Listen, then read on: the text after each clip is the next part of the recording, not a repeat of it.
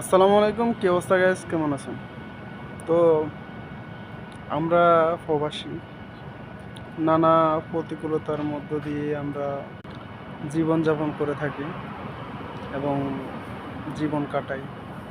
তো এখন কথা হলো যে আমরা এত কষ্টের পরও কেন আমাদের দেশে নাম পাই না বা সম্মান পাই না? তো সম্মানটা না পাওয়ার কারণ হলো আমরা আসলে অকৃতজ্ঞ। আমরা আমাদেরকে যদি কেউ উপকার করে, তো আমরা তার প্রতিদান দিই না, অবশেষে তার ক্ষতি করে দিই আমরা। তো এটা আসলে আমাদের রক্তে লেখা।